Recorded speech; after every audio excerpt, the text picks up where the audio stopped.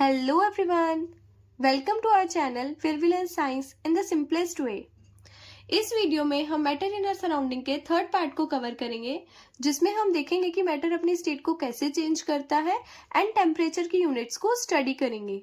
तो सबसे पहले देखो, can matter change it's state? क्या जो मैटर है वो अपनी स्टेट को चेंज कर सकता है? मतलब जो मैटर है वो सॉलिड से लिक्विड, लिक्विड से गैस या गैस से सॉलिड में जा सकता है। तो बिल्कुल yes, matter can change it's state. Matter जो होता है वो अपनी स्टेट को चेंज कर सकता है, लेकिन तब जब हम उस पर कुछ टेम्परेचर लगा रहे हो, उसको कुछ हीट प्रोवाइड कर रहे हो या उस पर कुछ प्रेशर लगा रहे हो, तभी मैटर अपनी स्टेट को चेंज कर सकता है। जैसे हमारे पास आइस होती है, ठीक है, आप क्या करते हो, आइस का टेम्परेचर बढ़ा देते हो। जब आप आइस का टेम्परेचर बढ़ा दोगे तो आइस मेल्ट होके वाटर में कन्वर्ट हो जाती है ना।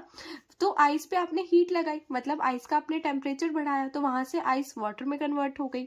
ठीक है, फिर आप वाटर का टेम्परेचर बढ़ाते हो, जब मतलब आप वाटर को हीट करते हो तो वाटर वाटर वेपर में कन्वर्ट हो जाता है ना। तो ये क्या होता है, हम जैसे ही टेम्परेचर को बढ़ाएंगे या प्रेशर को बढ़ाएंगे तो हमारी जो मैटर की स्टेट है वो चेंज हो जाएगी। ठीक है, जैसे कि देखो, अब कोई भी चीज अगर सॉलिड फॉर्म में है, ठीक है, सॉलिड फॉर्म से अगर वो लिक्विड फॉर्म में कन्वर्ट होएगी तो उस प्रोसेस को हम बोलते हैं फ्यूजन। ठीक है, उस प्रोसेस को हम बोलते हैं फ्यूजन। जैसे हमारे पास आइस है, ठीक है, इस आइस को मैंने क्या करा, हीट दी। इस आइस को जैसे मैंने हीट दी तो हीट जो होगी, हीट की वजह से आइस जो होगी वो लिक्विड में कन्वर्ट हो जाएगी, मतलब वाटर में कन्वर्ट हो जाएगी। तो आइस का वाटर में कन्वर्ट होना, इस प्रोसेस को हम बोलेंगे फ्यूजन। ठीक है, अब लिक्विड का कन्वर्ट होना गैस में, इसको हम बोलेंगे वेपराइजेशन। अब देखो, वाटर को हम क्या करेंगे, हीट करेंगे, तो वाटर में से क्या निकलते हैं, वो भाप निकलती है ना, तो उसको वाटर वेपर बोलते हैं। ठीक है, तो वाटर का कन्वर्ट हो जाना गैस में, मतलब वाटर वेपर में, तो इस प्रोसेस को हम बोलेंगे वेपराइजेशन। ठीक है, अब आप गैस को लिक्विड फॉर्म में कन्वर्ट कर सकते हो, बिल्कुल कर सकते हो। ठीक है, तो गैस का लिक्विड फॉर्म में जाना, मतलब वो जो वाटर वेपर है उसका वाटर बनना दोबारा से, उस प्रोसेस को हम बोलते हैं कंडेंसेशन। ठीक है, उस प्रोसेस को बोलते हैं कंडेंसेशन। एंड जब लिक्विड से हम सॉलिड में कन्वर्ट करते हैं, मतलब अब वाटर है, अब वाटर से हमने दोबारा उसकी आइस बनानी है, तो आप क्या करोगे, वाटर को फ्रीजर में रख दोगे, वाटर क्या हो जाएगा, फ्रीज हो जाएगा, जिससे वो आइस बन जाती है। तो वाटर से आइस बनने के प्रोसेस को हम बोलते हैं सॉलिडिफिकेशन, मतलब लिक्विड से सॉलिड बनाना, लिक्विड से सॉलिड बनाने के प्रोसेस को हम सॉलिडिफिकेशन बोलते हैं। ठीक है, तो अब देखो, कोई सब्सटेंस ऐसे होते हैं जो डायरेक्ट सॉलिड से गैस में कन्वर्ट हो जाते हैं। ठीक है, तो सॉलिड से गैस में कन्वर्जन होने के प्रोसेस को हम बोलते हैं सब्लिमेशन, और जो गैस से सीधा सॉलिड बन जाते हैं उनको हम बोलते हैं डिपोजिशन। ठीक है, अब देखो, सॉलिड से गैस बनना है, ये बहुत ज्यादा इंपॉर्टेंट है, ये आपके एग्जाम में काफी बार पूछा भी जाता है कि सब्लिमेशन क्या होता है। तो सब्लिमेशन क्या होता है, सॉलिड से गैस में कन्वर्जन होना, सॉलिड का गैस में कन्वर्जन होना, उसी को सब्लिमेशन बोलते हैं। ठीक है, सब्लिमेशन के एग्जाम्पल है जैसे ड्राई आइस। ड्राई आइस आपने देखी भी होगी, ये सॉलिड कार्बन डाइऑक्साइड होती है। सॉलिड कार्बन डाइऑक्साइड को क्या करा जाता है, प्रेशर करके पैक करके रखा जाता है। ठीक है, मतलब सॉलिड कार्बन डाइऑक्साइड को प्रेशर डाल के उसके ऊपर, मतलब उसको पैक करके रखा जाता है, और जैसे ही हम उससे प्रेशर हटाते हैं तो जो सॉलिड कार्बन डाइऑक्साइड होती है ना, वो सीधा गैस में कन्वर्ट हो जाती है और वो फॉग फॉग क्रिएट कर देती है। ठीक है, उसके बाद नैफ्थलीन बॉल। नैफ्थलीन बॉल आप यूज करते हो, जैसे अपने बेड पे भी रखते हो, ठीक है, टॉयलेट्स वगैरह में भी यूज करते हो आप नैफ्थलीन बॉल, ताकि वहां पे बैक्टीरिया वगैरह ना आए। ठीक है, तो वो जो नैफ्थलीन बॉल होती है ना, वो भी डायरेक्ट सॉलिड से गैस में कन्वर्ट हो जाती है। ठीक है, उसके बाद कैम्फर। कैम्फर जैसे कपूर, ठीक है, वो कपूर भी जो होता है वो डायरेक्ट सॉलिड से गैस की फॉर्म में कन्वर्ट हो जाता है, और यही सॉलिड से गैस की फॉर्म में कन्वर्जन को हम बोलते हैं सब्लिमेशन। ठीक है, उसके बाद देखो, टेम्परेचर का क्या फर्क पड़ता है अगर हम टेम्परेचर को इंक्रीज करते हैं। तो देखो होगा क्या, अगर हम टेम्परेचर को इंक्रीज करते हैं, ठीक है, इंक्रीज द टेम्परेचर, अगर अगर हम टेम्परेचर में इंक्रीज करेंगे तो क्या होगा, काइनेटिक एनर्जी इंक्रीज होगी। जैसे कि हमने डिफ्यूजन के प्रोसेस में पढ़ा था कि अगर हम टेम्परेचर को बढ़ाते हैं तो वहां पे काइनेटिक एनर्जी इंक्रीज हो जाती है। काइनेटिक एनर्जी इंक्रीज होगी काइनेटिक एनर्जी इंक्रीज होने का मतलब है जो पार्टिकल्स हैं वो मोशन ज़्यादा करेंगे, मूवमेंट ज़्यादा करेंगे, तो causes particle to vibrate faster. ठीक है, काइनेटिक एनर्जी बढ़ेगी तो पार्टिकल ज़्यादा फास्ट वाइब्रेट करेंगे, ज़्यादा फास्ट मूवमेंट करेंगे।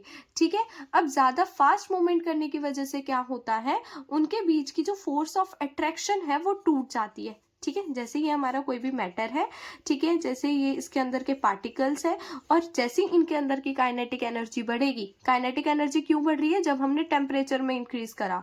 ठीक है, जैसे ही हमने टेम्परेचर में इंक्रीज करा, काइनेटिक एनर्जी बढ़ी, तो ये जो पार्टिकल्स है वो ज़्यादा फास्ट मूव करने लगे। ठीक है, फास्ट मूव करने से क्या होगा, इनके बीच की जो फोर्स ऑफ अट्रैक्शन है वो टूट जाएगी, और ये जो सॉलिड है वो लिक्विड में कन्वर्ट हो जाएगा। ठीक है, मतलब जैसे हमने अभी ऊपर पढ़ा कि जो सॉलिड है वो लिक्विड में कन्वर्ट हो रहा है, आइस जो है वो वाटर में कन्वर्ट हो रही है। वो क्यों हो रही है, जैसे हमने आइस का टेम्परेचर बढ़ाया तो आइस के अंदर की जो काइनेटिक एनर्जी है, पार्टिकल्स की जो काइनेटिक एनर्जी है वो बढ़ी।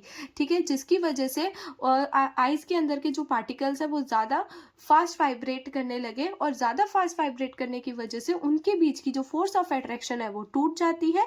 ठीक है, और उसी की वजह से क्या होता है, जो आइस है वो वाटर में कन्वर्ट हो जाती है, मतलब उसी की वजह से जो सॉलिड है वो लिक्विड में कन्वर्ट हो जाती है। ऐसे ही लिक्विड को भी जब हम हीट करते हैं, ठीक है, लिक्विड को भी जब हम हीट करते हैं तो लिक्विड के पार्टिकल्स की भी काइनेटिक एनर्जी बढ़ जाती है। ठीक है, और उसके अंदर की भी फोर्स ऑफ अट्रैक्शन टूट जाती है और लिक्विड गैस में कन्वर्ट हो जाता है। ठीक है, similarly liquid also undergoes change convert into the gases. ठीक है, तो अब हम स्टडी करते हैं टेम्परेचर की यूनिट्स को।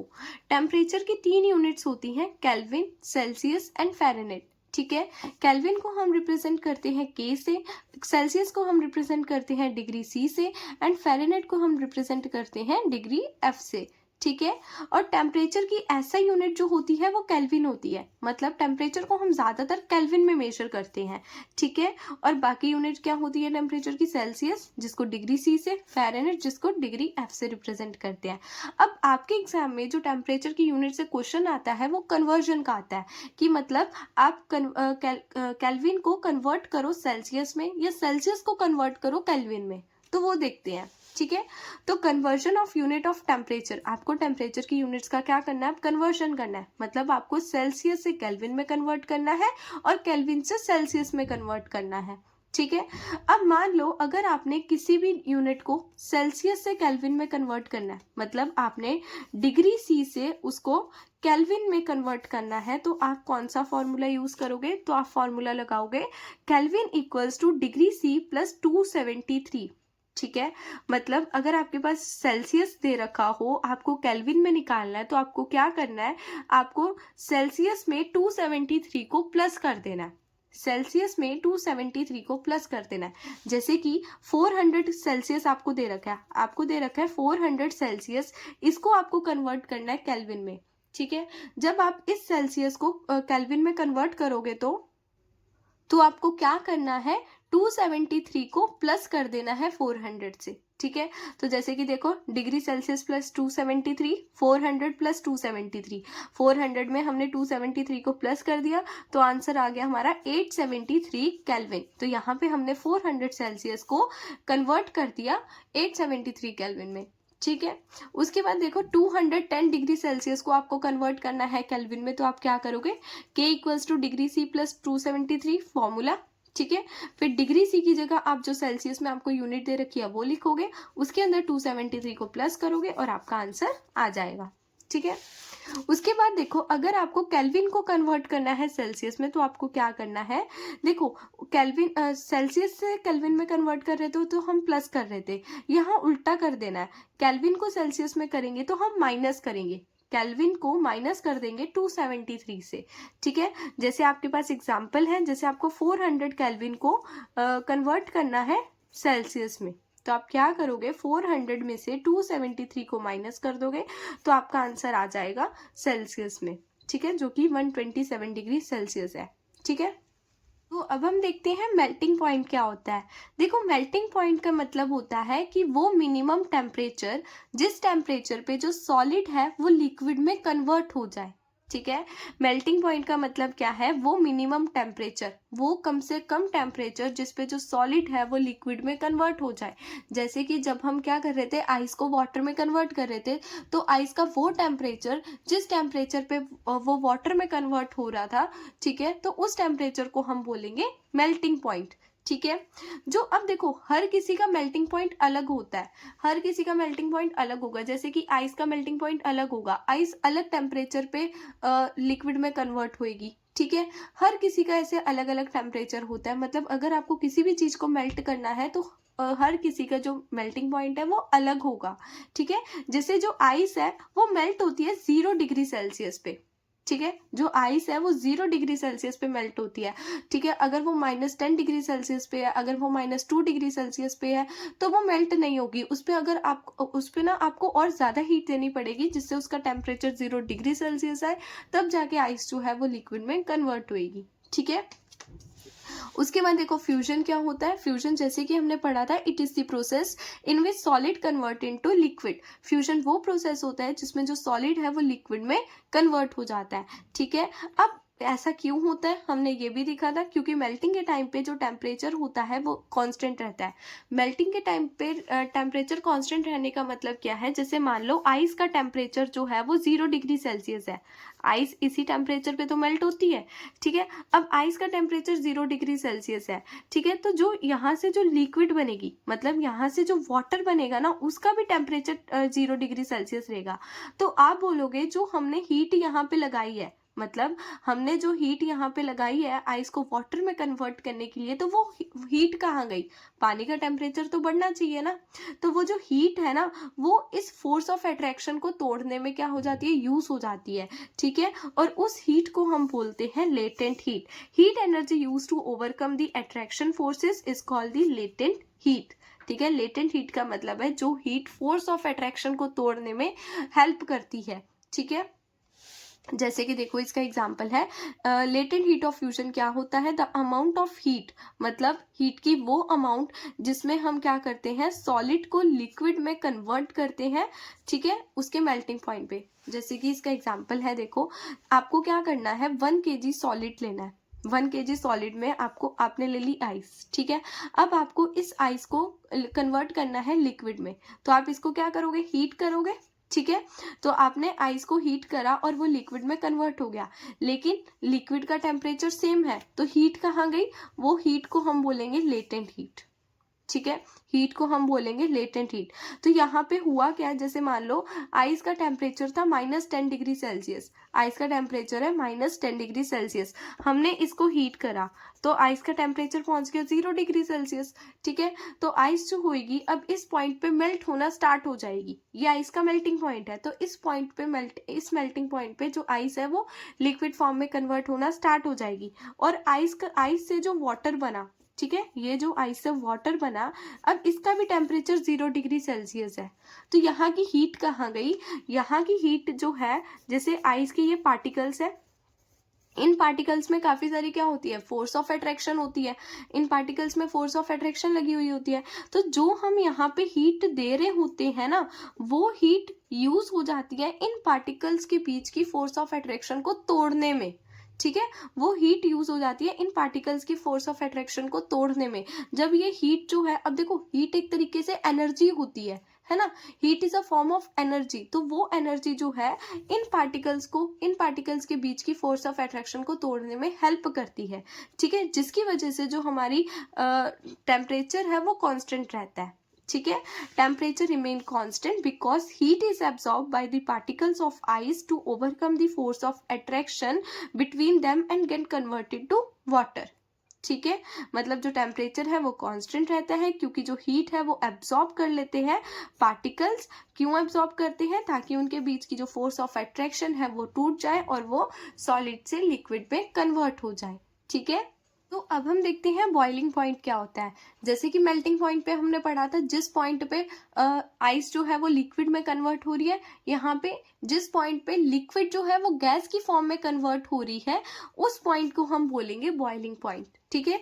The temperature at which liquid changes to gas, मतलब वो टेम्परेचर, वो मिनिमम टेम्परेचर जिस टेम्परेचर पे जो लिक्विड है वो गैस में चेंज हो रही है। जैसे वहां पे मेल्टिंग पॉइंट आइस का था 0 डिग्री सेल्सियस, मतलब आइस जो थी वो वहां पे 0 डिग्री सेल्सियस पे मेल्ट हो रही थी।